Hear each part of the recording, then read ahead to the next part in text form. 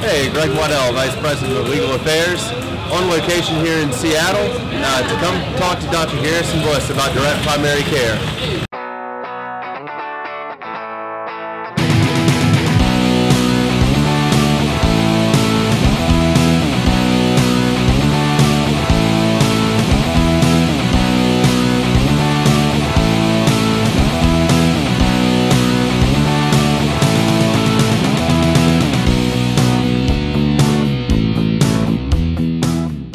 Dr. Bliss, I'm going to ask you the million-dollar question. What is direct primary care? We've actually been working on a definition of direct primary care that better describes what it is nationally right now, because we're now creating national organizations to try to make it clear to the public and also to the political world what it is this is about. And the first thing is that, first and foremost, it's about relationship. That's what direct primary care is. It's built on the idea that this is a relationship between a provider of care and a patient. And it has to be reinforced by a number of different elements in that care. And the first of them is service. So without intense, intentional service, this is just more of the same. We want to have time with patients. We want to have trust from them. We want them to believe that we work for them and not for a bunch of other interests. And we want to be their translators. So we think that the service is important. We think the amount of time with a patient is critical. Most of these practices have 30 to 60. In our organization, you can go up to 90 or 120 minutes with a patient if you think that that's what it's going to take. So that you can actually dive deep into the issues and handle them in a single gulp, which means that you can start off with a real medical understanding. We think that the patient should have an expectation that what they need and what they want is what we're trying to do. We're not trying to solve somebody else's needs. We're actually solving theirs. So we want them every moment when they're in office to feel as if we're intently working on their issues. We also think that patient choice is critical. So that means that patients are not simply the animal that we take care of in the office.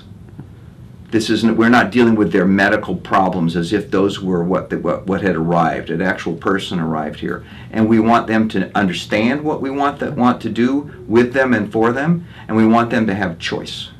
So we want them to know at the point of service if they have economic circumstances that are going to be dramatically affected by the choices that we make. We want them to understand what that's going to be. So we want to have our pricing be clear. We want people to know what they're going to pay, including their monthly fee, then they know what services they can get for it and what they're going to pay for those services, if anything, when they arrive. And we also want them to know what they're going to pay for when they move out of our office. We want to be able to tell them what their specialist will cost, what their colonoscopy will cost. We want to be able to have them bargain in that world, and then we can bargain for them. So we want the patients to have a lot of leverage and power in this system. The third thing, and probably the central thing that distinguishes direct primary care from other kinds of care like concierge care, is that we have eliminated the fee-for-service system. Fee-for-service, insurance-driven medicine is not part of what we do. There are some offices that have some cash pricing on inexpensive things that you can buy in the office just to make them more convenient. I don't think that's really the same thing as a fee-for-service as driven in the insurance world. But we think that's a key issue, what we do. So we're not charging a monthly fee and pushing a lot of charges into an insurance world because we think that the fee-for-service system itself is an inducement to do things for and to patients that they do not need to have done. And it undermines the integrity of the relationship and the trust that's critical to having this work. So we think of that as a key issue. The fourth is we think of ourselves as advocates for patients. So we're advocating for them in our office, but when they leave our office, it's our job to make sure that when we send them someplace, that they get taken care of there, and that they get returned to us for their remaining primary care and their follow-up. We don't lose track of them because we sent them into the system and assumed that they were going to get good care. Explain to us why the prepaid fee, whether it be monthly or on some other periodic basis, is so important to the direct primary care model. Well, the monthly fee in the current world of insurance-based reimbursement is a major game changer. There's no question about it that primary care has been probably the most destroyed area of healthcare because we don't do fancy things, we don't have expensive technology, so that the system does not value what we do. We have always traditionally been more focused on what patients want than we have on whether we're going to get paid a lot of money. So we have succeeded in becoming the lowest paid workers in the healthcare world, and yet we do 90% of what people actually need in their lifetime right here in these little offices where we're doing nothing that the world considers special. And because our fees are low and the cost of getting paid in the insurance system is high, that means that we lose roughly 40 to 50% of all of the money we would make just to get paid. That's counting the money that it costs us to get paid and the money that the insurance company is throwing away in their negotiation with us and all of their processing of all of those numbers which we're supposed to be sending them. And we see that as a no value added transaction in primary care. This is the exact analogy of having auto insurance pay for your tires and your wiper blades and your gas and your car for that matter. Right. So it would be a crazy thing for insurance to do, but we do it in the world of health insurance. Dr. Bliss, let's talk a little bit about how access has been affected through the direct primary care model. Well, first of all, there's a huge problem with access in the United States. The reason why there's a huge problem with access is that we don't have enough primary care doctors. So why don't we have primary care doctors? Well, it happens to be the lowest paid specialty you could be in, and the only way you can actually make money at it in the insurance-driven fee-for-service dimension is by seeing roughly 20 to 30 people a day. And the people who are really good at doing that, I call them roller skate docs. Those people can actually go from room to room every 7 minutes and see a patient and do something. But it's not healthcare the way I think of healthcare. And it doesn't leverage all of the interpersonal, relational power that is available in real primary care. So, but they're not really focused on fixing anything. They're focused on treating everything. So everything that gets a treatment is got a partial fix. But actually spending an hour with somebody so that they understand, for instance, what an effective diet would be and how they could actually make it happen, no one has time for that, except for us. So there are access problems right now, and we're pretending they don't exist by saying, well, everybody has a primary care doc, but they have a primary care doc who can book them in 2 weeks for their cough, and who will have 5 minutes with them when they come in. So I would say that those people don't have access right now. So if we want to increase access, we have to create a kind of primary care that's high functioning and that attracts graduates from medical school. There's no other solution to that problem. Let's talk a little bit about how you've been able to incorporate the direct primary care model through your Medicaid managed care program, and what some of the results are that you're seeing as you work your way through that pilot program. Well, we did a pilot with a Medicaid managed care company here, and we did it because the CEO of their company was a family medicine doc, and they knew us. And they were trying to figure out how to get better care for Medicaid patients without breaking the bank.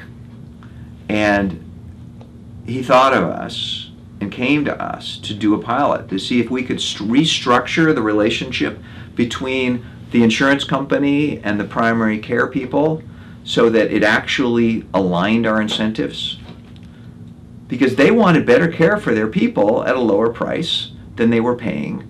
And they realized that they'd been taking it out of the high to primary care. And that when the primary care people weren't available, everybody was in the ER. If the primary care does really good work, and people don't have to go to the ER, and don't have to be in the hospital, and they don't have to see as many specialists, and they don't have to do as many scans, and all those other things that we're paying way too much for, that we'll share some of that with them so that they can not go broke taking care of our people, and so that they can expand and become more accessible to our people. And so we worked out an arrangement with them in which some of the savings would come back to us. We didn't want that arrangement because we don't think that those are the right incentives for us either. But we think we can sort of isolate ourselves temporarily from this. We don't want to be paid to not do things any more than we wanted to be paid to do them. We're interested in maintaining the relationship and the focus on the patient, and we have to do that, or what we're doing is stops being magical. But I think for initial experimentation about what's the value of primary care, I think we've established now it's more than $20 per person per month, which is sort of where the Medicaid head has been. And they've been, I think, dead wrong about how to pay for health care. I think they should have spent more money on the primary care end of it. And if they had done that and allowed us to have smaller panels and to be more focused on patients, that they would have seen way less of this burgeoning of the cost of health care. And people with things that we should be seeing hanging out in their emergency rooms. So, and they learned that lesson in a year doing a pilot with us. And so we're now fully partnered with them to try to figure out a way to generate great care and to have us get paid a reasonable fee for what we do. And we don't care if they make more money because we do it. What we want is for the healthcare to get better and for us to develop partnerships within the insurance community that allows us to operate optimally and to provide this care model that we think would revolutionize care in the United States. Dr. Bliss, for our physician members, especially our family practice physicians, what would be your major takeaway that you would give them when we're talking about direct primary care? Well, the first thing I would ask them to do is to take a look at their lives right now and decide whether what they're doing right now within our current system is satisfying to them, whether they feel as if they're being efficient, they're being effective, whether they're utilizing the tools that they were given in their training, and whether they're satisfied that we should simply continue doing what we're doing. If they don't think we should continue doing what we're doing, I would ask them, do you have a better idea about what's going to work than this? And I've looked at a lot of ideas, and I've developed a lot of ideas over the last 25 years of trying to figure out how to make healthcare work better in the United States. And I've never had an idea as good as this. It's simple. It realigns the incentives so that you can do the right thing for patients and get paid to do it. It's not a grab for greed. It's not a big money thing. This is just asking to pay enough for primary care so that we can do our job, and so that we have panel sizes that make sense for that job. So it's not just going to be hand to mouth every day and working the weekends for you just to get your paperwork done because you didn't have time to do anything during the day because you were scrambling so hard. I have great respect for the people in the trenches doing this work all over this country in a system which does not reward them very well for doing that, and which punishes them for doing it right. And what I'm going to say is that I think we have developed a way of doing this that simply begins to provide the right rewards for the right behaviors, and that gives your patients more power so that they have a say in their care, and so that you have a partnership with them, which is really what you wanted when you started in healthcare. So all those things you envisioned when you decided you were going to go into family medicine or primary care internal medicine, all of those desires that you had could now be fulfilled, and you could make a reasonable living, and you might even have a weekend with your family from time to time. So this is not what you think it is. If you think this is a concierge play that we're making, where doctors make a lot of money providing high-priced health care for wealthy people, this model has now been applied in the entire scale of healthcare, from the very wealthy to the extraordinarily poor, to people who have nothing. We've now moved it all the way down to the Medicaid level, into the exchanges.